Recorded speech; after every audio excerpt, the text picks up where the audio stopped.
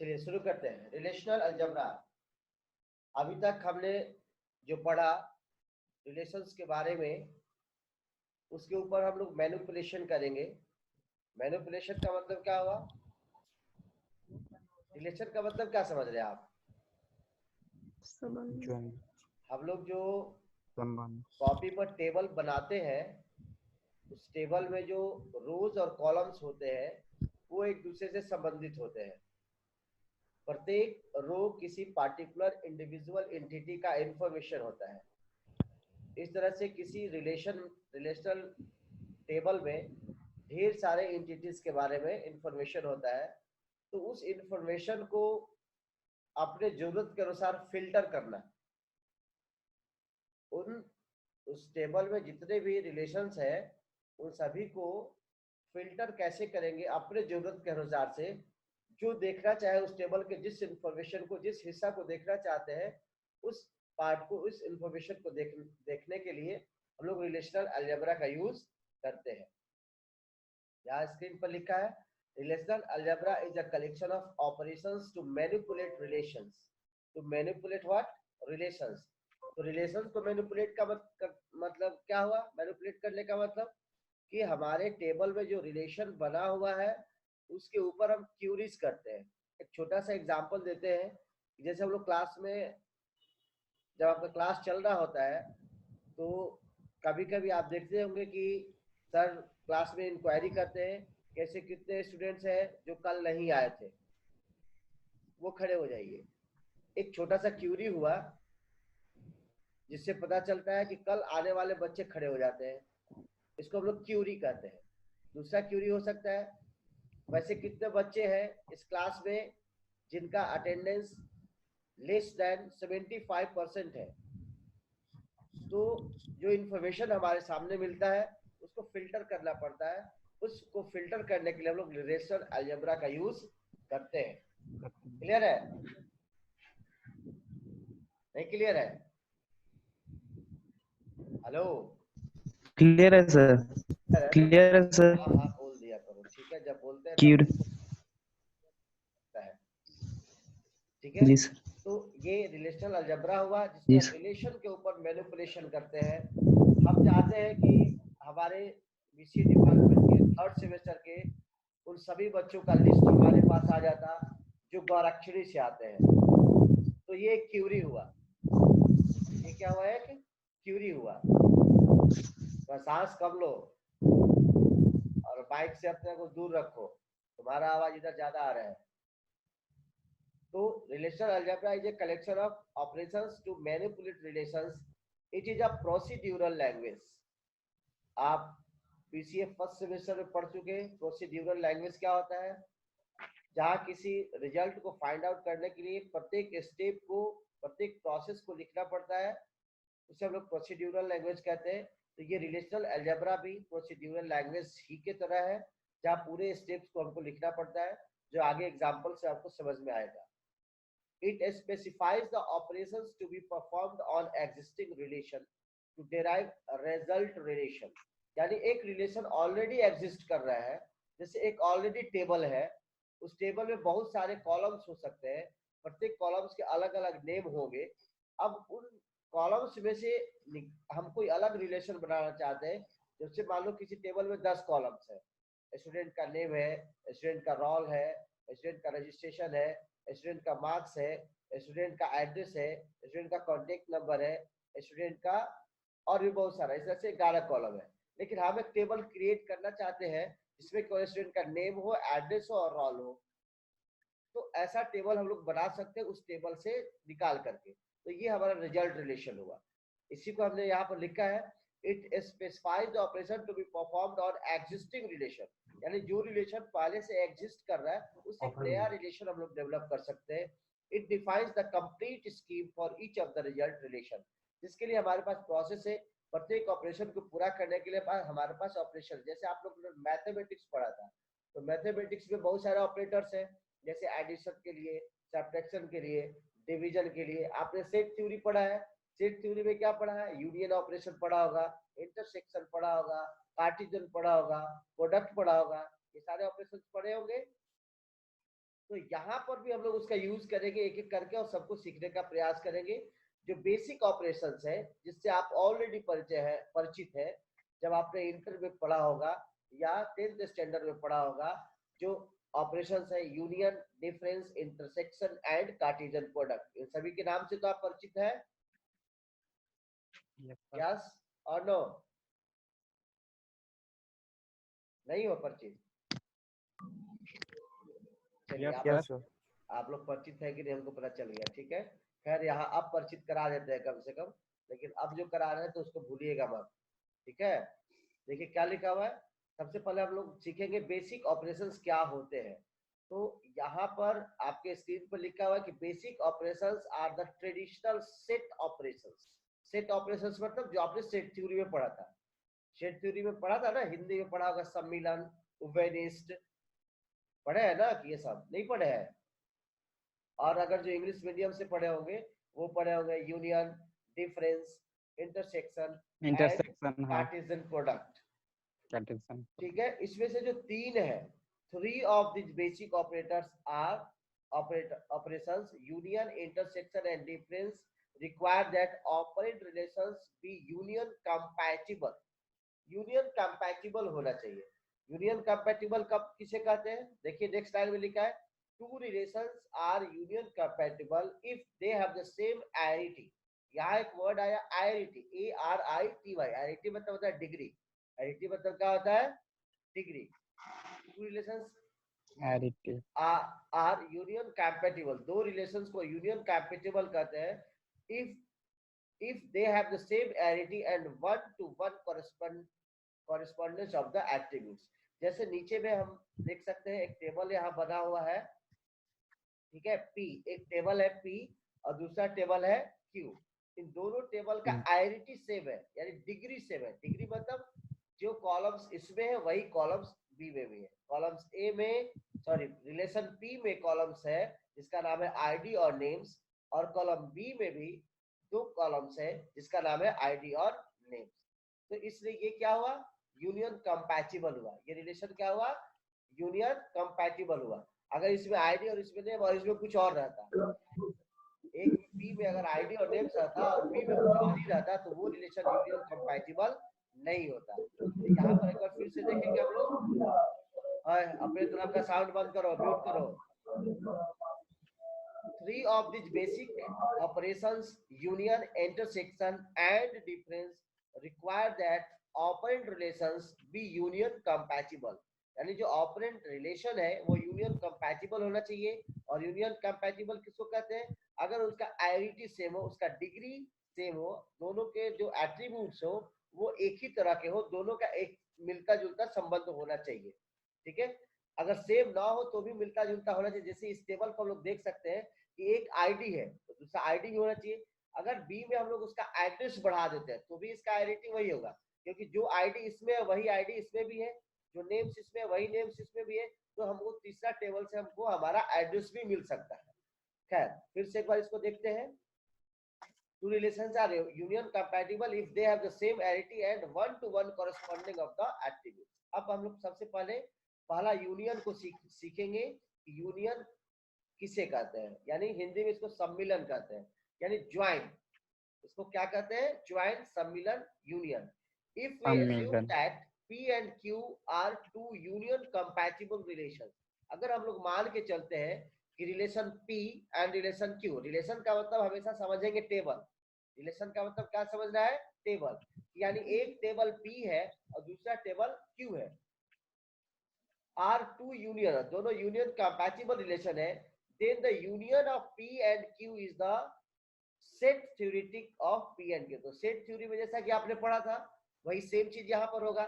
जैसे हम लोग रिजल्ट आर कहे, अगर हम लोग कहें कि आर अगर हमारा रिजल्ट है तो उसको लिखने का तरीका क्या होगा? आपके स्क्रीन पर दिख रहा है, R equal to P union Q. परिचित है इससे? Yes sir. Yes sir. तो R is equal to P union Q has tuples. अब इसका रिजल्ट क्या होगा? Has tuples. टपल्स मतलब हमने बताया था रोज, टपल्स मतलब क्या होता है? रो, रोज को टपल्स Yes, बोलते हैं। तो tuples drawn from relation P and Q such that, दोनों से हम लोग रिलेशन निकालेंगे, P से भी और Q से भी। आर इक्वल टू, अब इसको यहाँ जो नीचे लिखा हुआ इसको कैसे पढ़ते हैं, आर इक्वल टू क्या, तो टी, टी मतलब टपल्स।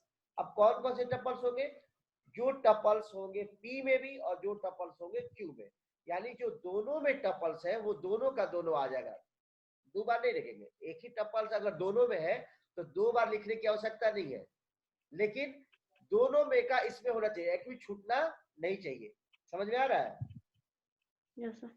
ज्वाइन का मतलब हुआ कि वैसे टपल्स टी यानी वैसे सभी टपल्स जो या तो पी में हो या तो क्यू में हो, उसको दोनों को मिलाकर, पी में अलग हो सकता है, क्यू में भी अलग हो सकता है, लेकिन जब दोनों को मिला देंगे, कंबाइन कर देंगे, ज्वाइन कर देंगे, तो हमारा नेक्स्ट रिलेशन आर बनेगा, जिसको हम लोग क्या कहते हैं, यूनियन कहते हैं।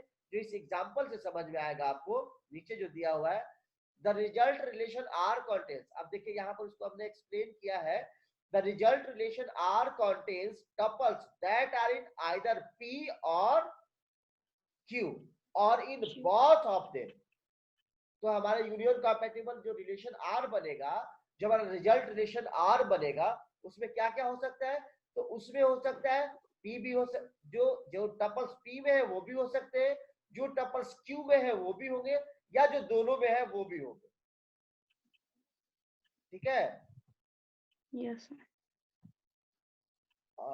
द डुप्लीकेट, यहाँ देम गलती से हो गया, यहाँ द होगा ना, the duplicate tuples are evaded. Duplicate tuples मतलब एक ही इंफॉर्मेशन बार बार नहीं होना चाहिए, अगर एक ही इंफॉर्मेशन बार बार है तो उसको रिमूव कर देंगे, उसको हटा देंगे। क्लियर है? Yes. एग्जाम्पल इसका एग्जाम्पल देखिए, यहाँ पर दिया हुआ है, let two union compatible relations P and Q are set of employees working on development of software application package J1 and J2। दो रिलेशंस है जिसका नाम है P एंड Q, जो एम्प्लॉय का सेट है जो किसी सॉफ्टवेयर एप्लीकेशन पैकेज पर काम करते हैं। जो पैकेज है उसका नाम है software application package J1 and software application package J2। तो this is the list of employees, ये एक ग्रुप है P, यहाँ जो आपको दिख रहा है, अंडरलाइन किया है, दिख रहा है, हाईलाइट किया हमने। Yes sir, yes sir. जो हमने हाईलाइट किया है, एक रिलेशन हुआ P और दूसरा रिलेशन हुआ यहाँ पर Q। तो इस दोनों रिलेशन को अगर हम लोग इसको लिखते हैं, इफ रिलेशन P, ये लिखने का तरीका क्या हुआ, R, R equal to P union Q, R equal to क्या लिखते हैं, P union Q. Then sir B के जगह क्यू ना होगा, बी के जगह क्यू ना होगा, या यहाँ पे रिलेशन में जो दर्शाया पी यूनियन क्यू की है, हाँ सॉरी, यहाँ वहाँ बी, हाँ ठीक है, यहाँ क्यू ही होगा, वहाँ पे क्यू होगा, ठीक है। तो यहाँ P और यहाँ Q हुआ, तो अब इस दोनों में क्या देख रहे हैं, P यूनियन Q हुआ। देन R इक्वल टू, देखिए दोनों टेबल्स को मैच कीजिए, तो दोनों टेबल्स में जो जो कॉलम्स है सारे कॉलम्स इसमें आ गए। जैसे इसमें देखो कितना कॉलम्स है, इस टेबल में कितने एम्प्लॉय का इंफॉर्मेशन है, तो 101, 103, 104, 107, 110, 112, यानी 6 एम्प्लॉय का इंफॉर्मेशन इसमें है और 4 एम्प्लॉय का इंफॉर्मेशन इसमें है। तो टोटल कितना हुआ, 14 हुआ। कितना हुआ, 14। लेकिन कुछ जो है इसमें भी, जैसे 103 P में भी है और 103 Q में भी है। कुछ ऐसे हैं जो 106 P में नहीं है लेकिन Q में है ना। 104 P में भी है, 104 Q में भी है। 112 जो है, 112 जो है Q में नहीं है लेकिन P में है, पी में है केवल। तो हमारा जो रिलेशन बनेगा उन सभी कॉम्बिनेशंस को लेके बनेगा, जो P में भी है, जो Q में भी है, जो दोनों में है। डुप्लीकेट नहीं करना है। तो यहाँ हमारा कितना रिलेशन तैयार हो गया, देखिए 1 2 3 4 5 6 7, एक में 6 था और एक में 4 था, ठीक है ना। ऊपर वाले टेबल में कितना था, एक में 6 में था, एक में 4 में। लेकिन अभी यहाँ जो रिलेशन हुआ, यहाँ 7 रिलेशन तो तैयार हो गया। अब देखिए जो दोनों में था वो इसमें आ गया। यहाँ से हम लोग छोटा करके इस चीज को देखते हैं, थोड़ा छोटा करते हैं ताकि दोनों एक साथ दिख जाए। ये देखिए, ये देखिए दिख रहा है अब,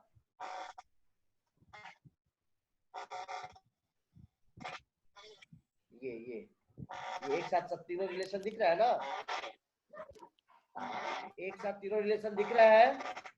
Yes, sir. Yes sir, yes sir. बोलिए, any problem? No. No sir. No problem. No sir. तो ये हमारा यूनियन हुआ। अब अगला देखते हैं डिफरेंस किसको कहते हैं। तो ये हमारा डिफरेंस है। The difference operation removes common tuples from the relation. ये क्या कहता है कि दो रिलेशंस में जो कॉमन टपल होगा, यानी जो दोनों में, उसको केवल हटा देना है।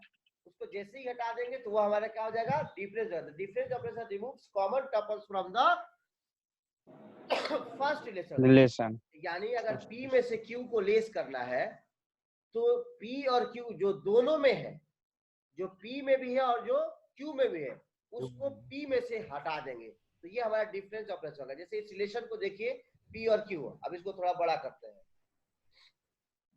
ये रिलेशन दिख रहा है P और Q, दोनों में कॉमन कौन सा है, 104 104 P में भी है और 104 Q में भी है। 103 110 P में भी है और 110 110 Q में भी है।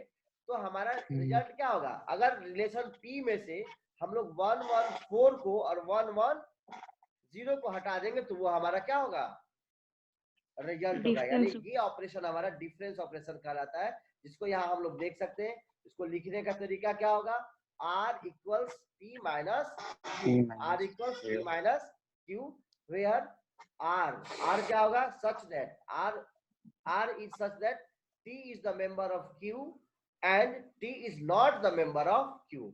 यानी एक क्या कर रहा है, ऐसे सभी टपल्स होंगे। देखिए दोनों का यहाँ पर क्या निकाल रहे हैं हम लोग, इंटरसेक्शन निकाल रहे हैं। क्या कर रहा है कि जो T जो मेंबर है all the tuples of P, लेकिन उसमें से क्या नहीं होना चाहिए, जो मेंबर नहीं होगा Q का, जो Q का मेंबर नहीं होगा।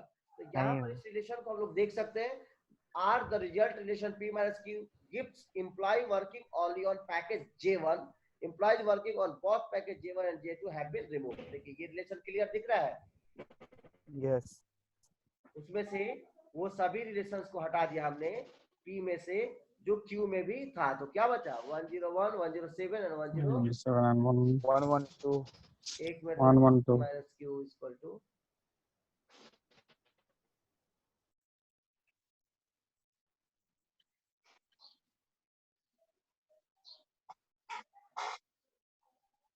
इस टेबल से, इस टेबल में जो कॉमन है 103 भी कॉमन है, 104 भी कॉमन है, 110 कॉमन है, 103 और 104 और 110 ये कॉमन है। जीरो। जो हमारा P है उसमें से तीनों टप्पल हटेगा तो कितना बचेगा, तीन ही बचेगा ना, 101, 107 और 112। क्लियर है। Yes sir. आगे इंटरसेक्शन। इंटरसेक्शन का मतलब क्या होता है, जो दोनों में कॉमन है। इसका उल्टा होगा, डिफरेंस का उल्टा होगा। डिफरेंस में क्या था कि जो कॉमन था उसको रिमूव कर दिए। अब इंटरसेक्शन में क्या होता है कि जो दोनों में है, जो कांस्टेंट दोनों में है उसको केवल रखते हैं। यहाँ देखिए क्या लिखा हुआ है, the intersection operation selects common tuples from the two relation. यानी जो दोनों में है उसको सेलेक्ट करेंगे तो उसको क्या कहते हैं हम लोग, इंटरसेक्शन कहते हैं। तो यहाँ देखिए इसको लिखने का तरीका क्या होगा, P इंटरसेक्शन Q। ये इंटरसेक्शन का साइन है, ये उल्टा कर दे तो यूनियन और नीचे डाउन की तरफ कर दे तो इंटरसेक्शन होगा। तो अब यहाँ क्या करा कि वैसे tuples R is equal to T, वैसे tuples such that T is the member of P and T is the member of Q। जो दोनों का मेंबर हो वही केवल इसमें रहेगा, जो यहाँ पर रिजल्ट आपके सामने है, दिख रहा है। Yes sir.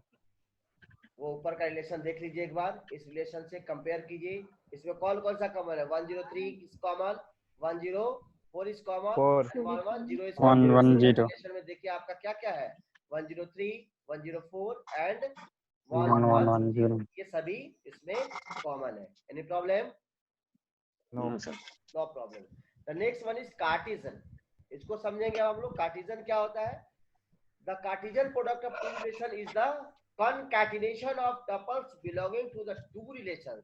ये यूनियन कंपैटिबल नहीं है, ये यूनियन कंपैटिबल नहीं। अभी तक जो तीन हमने पढ़ा वो यूनियन कंपैटिबल था, लेकिन ये जो रिलेशन है वो यूनियन कंपैटिबल नहीं है। इसको कैसे देखते हैं, यहाँ पर देखिए कि यहाँ पर दो रिलेशन है, एक पर्सनल नाम का है और दूसरा सॉफ्टवेयर पैकेज है। एक रिलेशन है पर्सनल और दूसरा रिलेशन क्या है, सॉफ्टवेयर पैकेज है।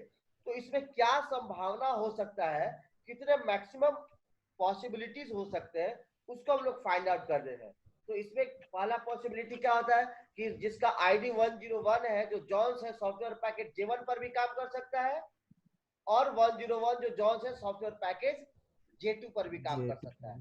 सेम केस 103 जो स्मिथ है वो सॉफ्टवेयर पैकेज J1 पर भी काम कर सकता है और जो सॉफ्टवेयर पैकेज J2 पर भी काम कर सकता है। यानी प्रत्येक जो आईडी है वो सॉफ्टवेयर J1 पैक पर भी काम कर सकता है और सॉफ्टवेयर पैकेज J2 पर भी काम कर सकता है। तो ये देखिए जो अलग रिजल्ट रिलेशन यहाँ दिख रहा है वो आपका रिजल्ट है। दोनों को हम लोग क्या किए, कार्टेशियन किए। क्या किए, कार्टेशियन प्रोडक्ट दिख रहा है। पर्सनल Yes, और sir. सॉफ्टवेयर पैकेज दोनों को निकाले तो पर्सनल का आईडी और पर्सनल का नेम और सॉफ्टवेयर का एस सब जुड़ गया। तो 101 जॉन्स J1 पर भी काम कर सकता है, 101 जॉन्स J1 J2 J1 काम J2 कर सकता सकता है। है। ये रिलेशन आपको क्लियर है? Any problem? No, sir. J1 J2 सारे आईडी पे काम कर सकते हैं ना सर? अब आगे देखते हैं फिर से शुरू से। मैंने आपको एग्जांपल पहले दिखा दिया ताकि आपको समझ में आए। अब यहाँ चलते हैं। The Cartesian product of two relation is the concatenation of tuples belonging to the two relations. A new resultant relation scheme is created consisting of all possible combinations of the tuples. यानी जितने भी possibilities बनेंगे, अभी हमने क्या कहा था कि जितने भी पॉसिबिलिटीज बनेंगे सबके लिए हम लोग को कॉम्बिनेशन तैयार करना होगा। The Cartesian product of personal relation and software package which are given below, जो नीचे हमने आपको अभी दिखाया है। बस आज के लिए इतना ही। इसको आप लोग डाउनलोड करें, डाउनलोड करके इसको नोट करेंगे और फिर हम अगले क्लास में आपको फिर इसके बारे में एक बार समझा देंगे अगर समझ में नहीं आया है तो। ठीक है, ओके सर। तो इसको आप आज लोग डाउनलोड कर लें। अगला क्लास हम लोग लेंगे एडिशनल रिलेशनल अलजेब्रिक ऑपरेशंस। इसमें कोई प्रॉब्लम है आपको? यूनिट 3 का है सर ना? यूनिट 3 का है ना? यूनिट 3, यस यूनिट 3 है ये, है ना? ये हमारा यूनिट 3 है जिसमें हमने अब आज पढ़ा क्या क्या आप लोगों ने पढ़ा? Relational algebra. Relational algebra algebra हमने पढ़ा। रिलेशनल अलजेब्रा जो बेसिक था, जो आपने ऑलरेडी स्टडी कर चुका है पहले। 12th में। अगला दिन जब हम लोग पढ़ेंगे तो जो एडिशनल रिलेशनल अलजेब्रिक ऑपरेशंस है जिसको हम लोग क्यूरी के तहत करते हैं, इंक्वायरी करते हैं, उसको हम लोग करेंगे। ठीक है, ओके तो सर। आप लोग सर VK हाँ बोलिए। सर साइट खुल नहीं रहा है, बहुत प्रॉब्लम है। साइट तो बिल्कुल खुल रहा है। साइट अभी खुलने खोल के लिए रहे हैं आपको कहाँ? क्या करना है, अभी मैं स्क्रीन शेयर करके दिखा देता हूँ। आपको क्या करना है, विर्चुअल यूनिवर्सिटी का साइट नहीं खुल रहा है? खोलिए इसी सर पे अभी। खोलिए ना, ओपन कीजिए। ओपन इसी पे प्रॉब्लम आ रहा ओपन है। कीजिए, इसी पे ओपन कीजिए। एक मिनट रुक जाइए।